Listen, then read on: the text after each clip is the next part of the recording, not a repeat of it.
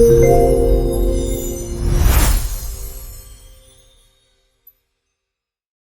of the time, markets feel safe until they don't. A black swan is a rare, hard to predict event that hits so hard it changes everything. The secret is simple. If the market is underpricing tail risk, you can buy protection cheaply, and that protection can explode in value during a crash. This strategy is basically crash insurance. You spend a small, capped amount, usually 1 to 3% of your capital, on deep OTM SPI put options. If no crash happens, you lose the premium. If a crash does happen, you may get an extreme asymmetric payout. Deep OTM puts are cheap because they seem unlikely to pay off until the moment they do. In a panic, two engines hit at once. One, the market drops fast, pushing puts closer to in the money, and two, implied volatility jumps, inflating option prices. That's why a small position can become a meaningful hedge. Here's the part most people get wrong. They buy protection constantly and slowly drain their portfolio. This approach uses a two-layer system, macro first, then technical timing, so you're not paying insurance when risk is low and overpriced.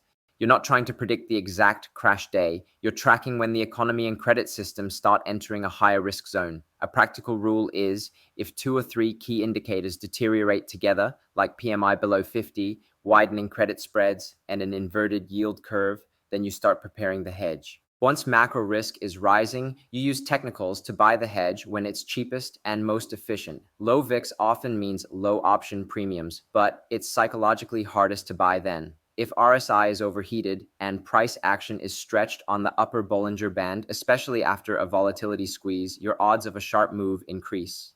This strategy depends on structure. SPY is used because liquidity matters, especially during chaos. Longer expirations reduce the chance you expire worthless right before the event. And the position size has to be small enough that repeated losses don't wreck your compounding.